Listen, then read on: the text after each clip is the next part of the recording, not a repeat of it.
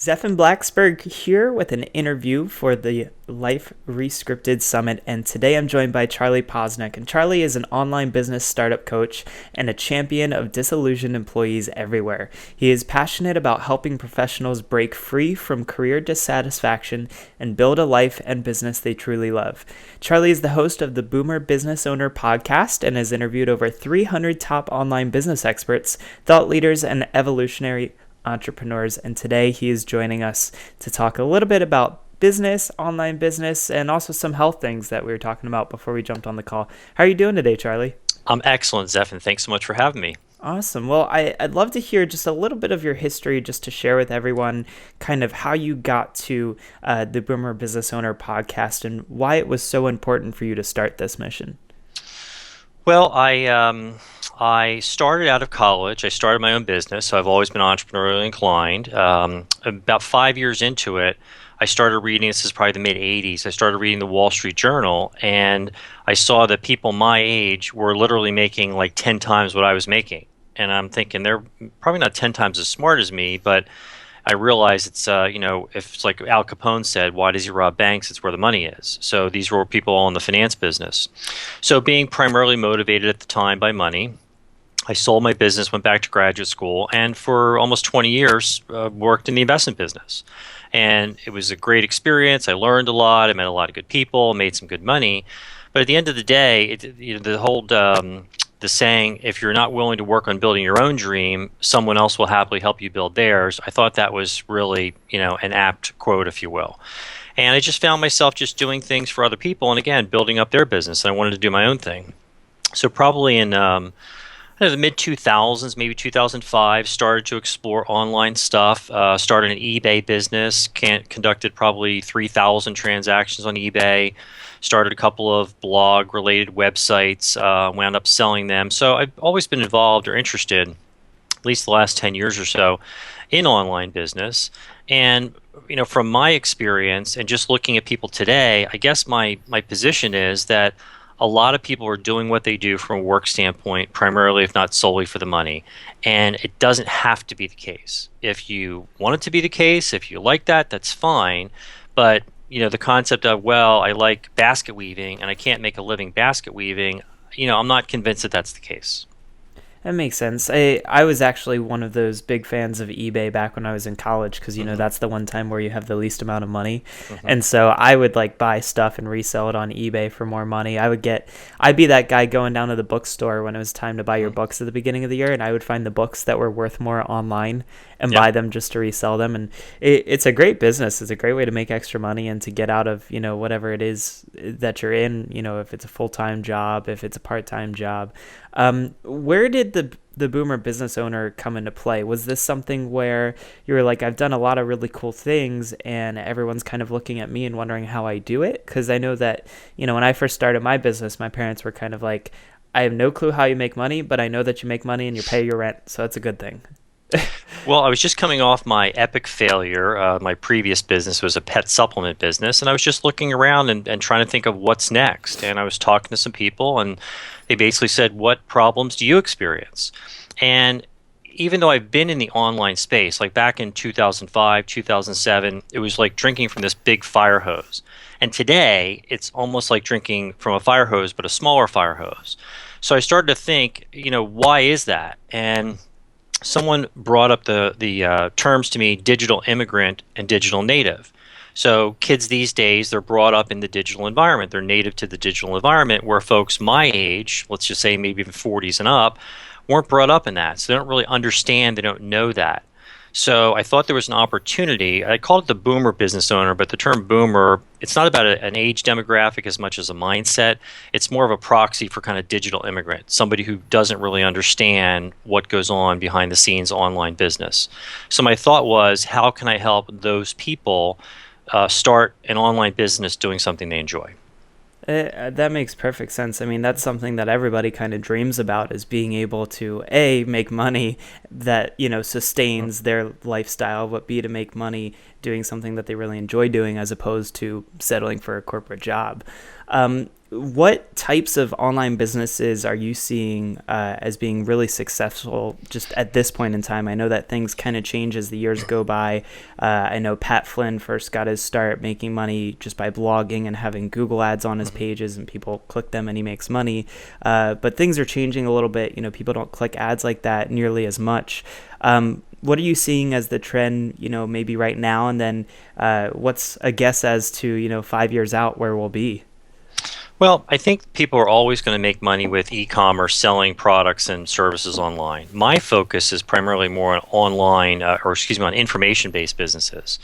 And yeah, to your point, an information-based business can be a blog that you monetize with ads. From my experience, I think a lot of people are wanting to learn, at least kind of in my age bracket, they do want to learn things for whatever reason. So the concept of building an information-based business where you're offering coaching program, one-on-one coaching, a course, some way to kind of disseminate information that people are willing to pay for.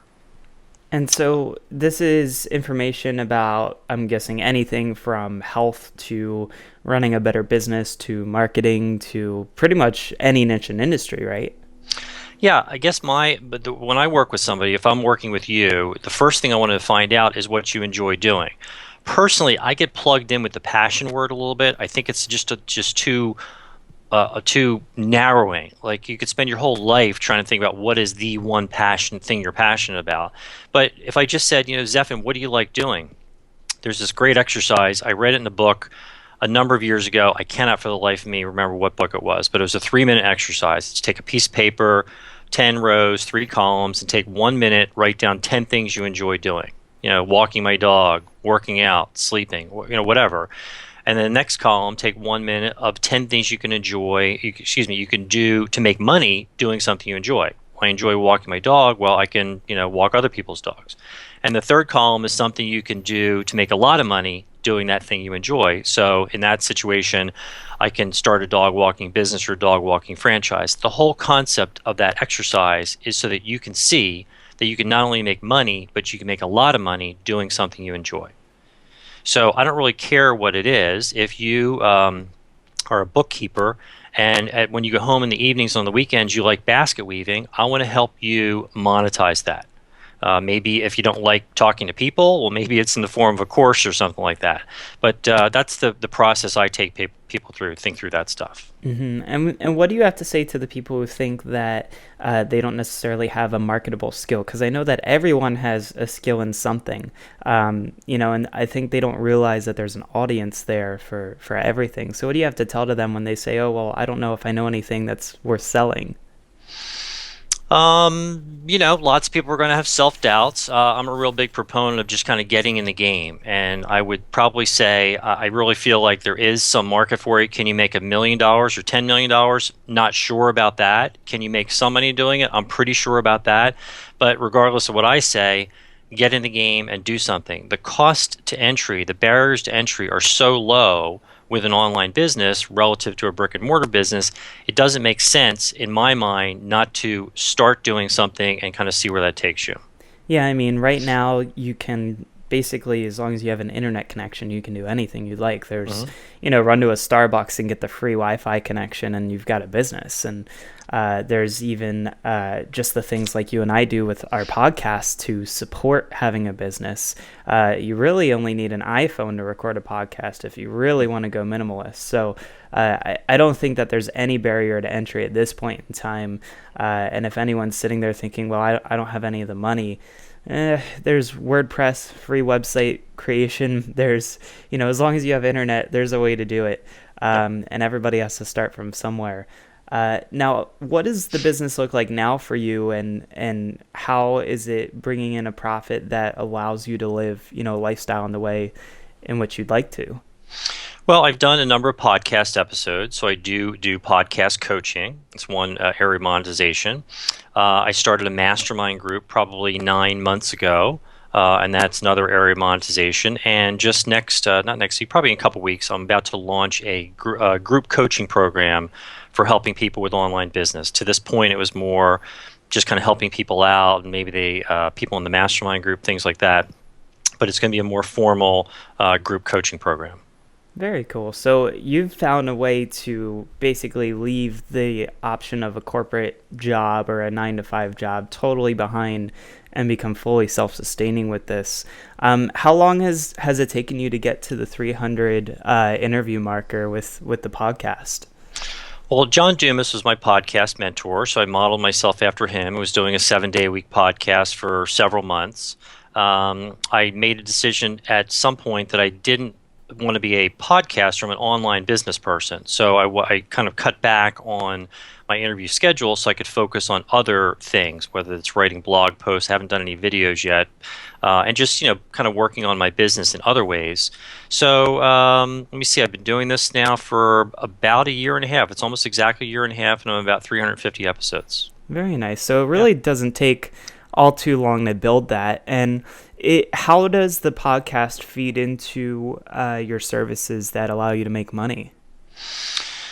Well, it's a credibility builder. You get the podcast out there. However, you get it out there, you have people hopefully subscribing and downloading and listening. So, they people resonate with me or they don't resonate with me.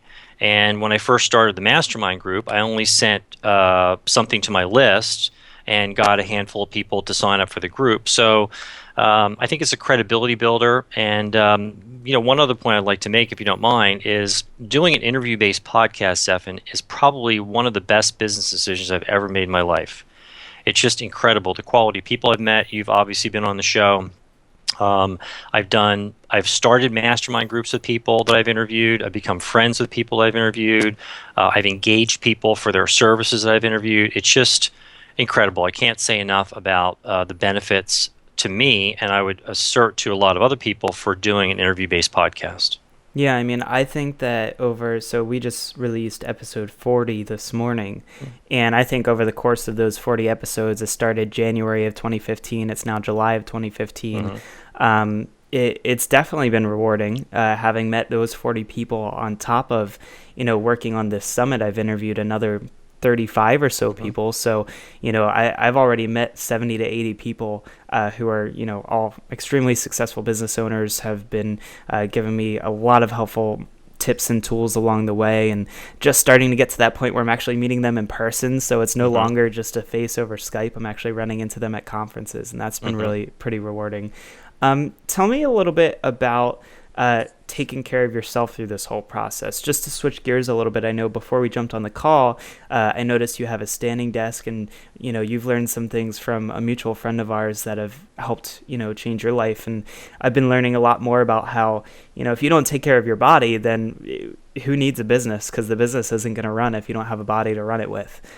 So maybe just speak a little bit as to what you have there going on with your office setup, and maybe any other changes in your life that you've made to help yourself run a better business. Yeah, one of your other guests on the summit, Dr. Carey, I interviewed her for my podcast, and I just really latched on to a phrase she used, and she said, you should look at your health as your number one business asset. And health is probably the most important thing to me in my life. And I've always had a balance between kind of health and business. I like the way she phrased that. But it's just, there's so many, I don't know if it's a study or a report or something that someone said that if you're sitting at your desk 8 hours a day and you go work out for like 2 hours a day, that does not offset the negative effects of you sitting at your desk hunched over or however you're sitting for 8 hours a day on an ongoing basis. I mean, it's just scary to think about that kind of stuff. So with the stand-up desk, I try to do what I can. I have the luxury, the pleasure of working out with a trainer, and he said to me, go get a kettlebell for your home. And every hour or so, just go in the living room and just do some, kettlebell swings, just kind of get your body moving. I mean, that has made a traumatic difference. And the other thing I focus on regarding my health is just diet, nutrition. I read the book The Primal Blueprint by Mark Sisson, and deals a lot with kind of paleo eating. So I'm not really, totally into any one particular thing, but just the concept of what to eat and maybe what not to eat, or more appropriately, how that stuff affects your body and affects your health has just become, really eye-opening for me. Yeah, I actually, so two really cool things there. I actually have multiple kettlebells in my garage right now. But I really like that you said, every hour or so go down and do a couple of swings or do a few movements. I like that, and I'm definitely going to take that away and do that myself. And I didn't think about that. A 1 or 2 hour workout doesn't negate the fact that you were sitting in a chair for 7, 9, 12 hours out of the day. It's not very proportional, despite the fact that after, a 30-minute workout, we might feel totally spent. So that's definitely something to keep in mind. And then as far as the paleo diet, I actually was strictly paleo for about a year and a half. And I missed pizza and other things way too much. But paleo is an excellent diet that I highly advise anybody who is looking to, just create a successful lifestyle outside of their business and taking care of themselves. As long as your diet, if you're okay with adding meat to your diet, because it's a good amount of meat and veggies, healthy nuts and things like that, cutting out a lot of dairy and sweets. But I did notice a huge difference both in my body composition and my weight. I'm sure you probably noticed a big difference too. Yeah, and if I may add, well, first off, if anybody looks at the picture that I have, it's on my website, and you probably have it on your website of me. I think at the time I was like 205 or something like that, and now I'm kind of pushing 180. So big difference there. But I'd also want to relate a quick story. I've been into alternative medicine since the early 80s, and I have been going to see this naturopath. And a couple years ago, when I first started to go see him, he was doing some tests and things like that. And he gave me, some comment. Charlie, I think you should really, cut out sweets and dairy and sugar and blah blah blah blah. And I kind of just got mad, and I basically said in a nice way, dude, that's not going to happen. It's just not realistic. And he had this pregnant pause, and the two words he said next have changed my life and will change my life forever. And he said to me, 80%. So don't worry about not eating sugar, but maybe if you can cut it out 80%, cut out 80% of what you eat.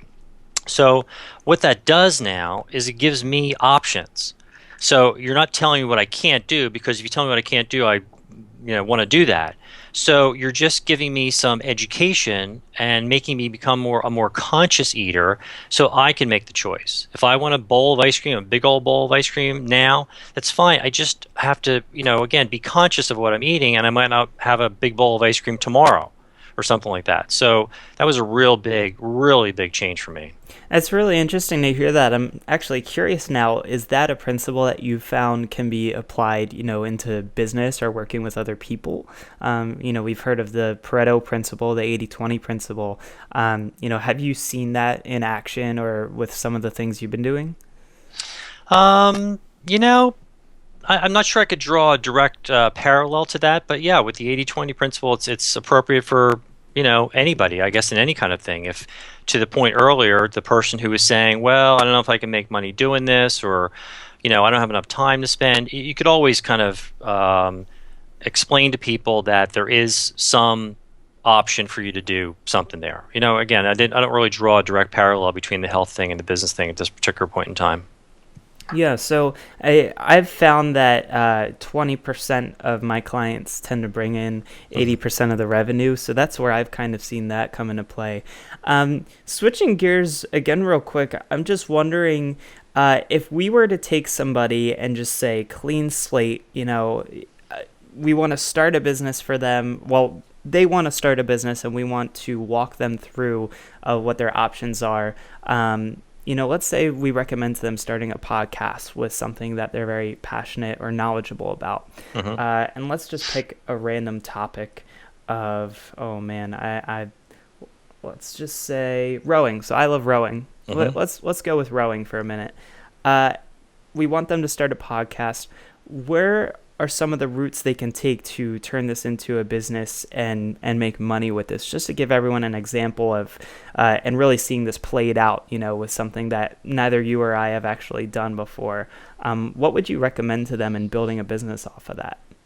So ways to monetize a podcast, essentially. Yeah. Well, obviously, not obviously, but there's one option is sponsorship. But I think that's a little bit of a slippery slope to start a podcast believing that your primary monetization is going to be sponsorship, because I think it's going to take a while to kind of build up your audience and I don't know if there's some certain number. You have to have X amount of downloads before someone's interested in that. I just find I always thought that that was going to be one of my primary ways, and I've kind of backed off of that a little bit. Clearly, there's options for you, for someone who's doing this, to have sponsorship in the form of affiliate relationships.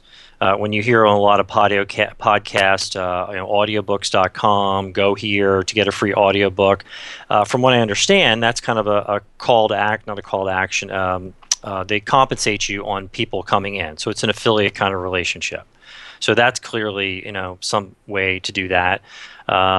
If you have an existing program, like when I have my coaching program all set, I'm going to start doing ads, if you will, or mentioning it on the podcast. So using it kind of as a lead generation to other revenue producing things you do. Right. I mean, there are some things that kind of come to the top of my mind. And then there's also the credibility that it builds that could lead to speaking and things along those lines. Yeah, so for everybody listening in, I mean, we just took a topic that neither of us are actually working on right now, but as long as you know a little bit about the topic, you could easily run with it. So just to show everyone what's possible out there, and once you get your own health down, that's when you can start to get the business down. I'd say it's probably smarter to make sure that your health is in order and then start working on the business separately.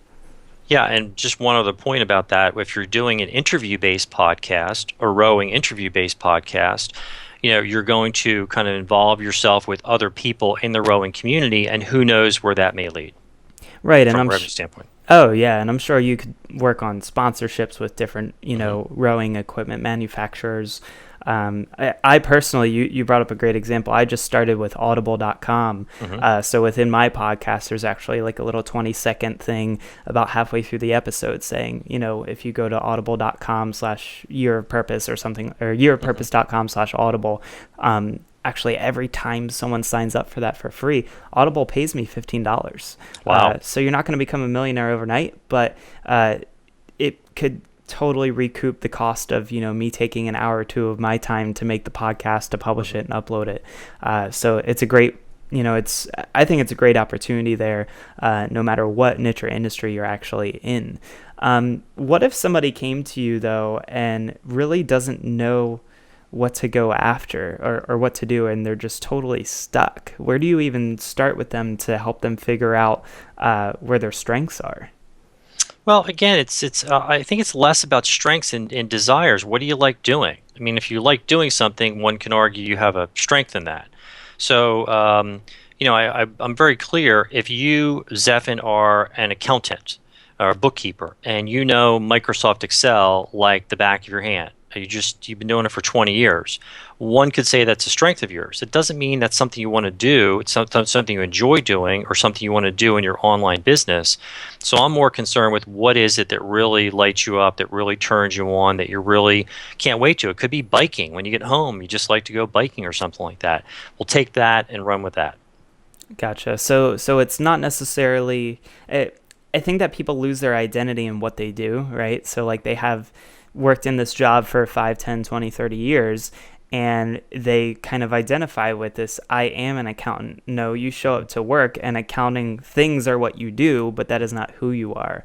And we definitely lose that identity of who we are as a person. For me, I am a rower, absolutely. I am someone who enjoys being by the water. I'm someone who enjoys traveling and moving in different directions. And so I think that you have a really great point there, that to not identify necessarily with what you're doing during 9 to 5, but what are you doing during 7 to 9 a.m. and 5 to midnight throughout the day. It's a great way to look at it and to find a good option for a career change. Well, and one other thing about that, and I've learned this through other podcasts I've listened to and people talking about this, and different people language it differently, but basically the concept of learn, do, teach. So you could be fascinated with Twitter, but you don't know a whole lot about Twitter. Well, you know what, Zephin? Go learn Twitter. Go take a couple of courses, go read a couple of books, go play around with it. And in, I don't know, a couple weeks, you probably know more about Twitter, will know more about Twitter than 80 or 90% of the population. So you learn it, you go do it, and show yourself how to get more followers and how to get more retweets and things like that, and then teach that. So it doesn't even have to be a skill that you have at work or leveraging something that you enjoy doing currently. It could be something that you've wanted to do. You have that flexibility in today's world to go teach yourself that, do it and then teach other people. Yeah, I mean, I always share people the example of actually the first job I ever got let go or fired from was in college. I always wanted to know how to use the professional digital SLR cameras, and I'd always had relatively nice point shoots, and I loved taking photos, but I had never been able to get that, big clunky thing with the different lenses, and I always wanted to. So I went out for a job as a press photographer for the local newspaper, and I got hired somehow, and they're like, all right, we need you to go out on a shoot. And I was like, well, I don't have any gear. Fortunately, they had like 3 or 4 old cameras gathering dust in the back that still worked well enough for them. And they're like, all right, here you go. I was like, oh crap, like I need to figure out how this works now. And we live in a day and age where YouTube is your best friend. I mean, I've found videos on YouTube about everything. And I don't mean just how to turn the camera on. I mean, you can find some really advanced strategies for how to make really good looking photos, how to edit them, how to do all sorts of stuff. Unfortunately, they let me go a few weeks later only because I wasn't producing quickly enough and wasn't learning quickly enough. But I now run a video production company, and I wouldn't have traded that experience for anything because I kept learning and I kept growing, and now I actually sell it and do what I think is a pretty good job at it. So I think that's a great way to look at it, is learn something that you're interested in that you might not know about and then teach it to others and realize that they don't have a monopoly over the market just because somebody else is teaching it too. Yes, correct. Yeah, I mean that's something that's a huge barrier for entry for a lot of people is, oh, well, so and so is out there teaching this, so why should I teach it? No one's going to follow me. Well, actually, look at how many car makers are out there. There's a reason why there's more than just Toyota and Honda. Yeah, agreed. Totally agreed. So I'd love to hear a little bit about, I know you have some resources online. You've got some mastermind groups going, some really fun things. What website should people be checking out to learn more about the Boomer Business Owner podcast and both, the services and some of the resources that you have?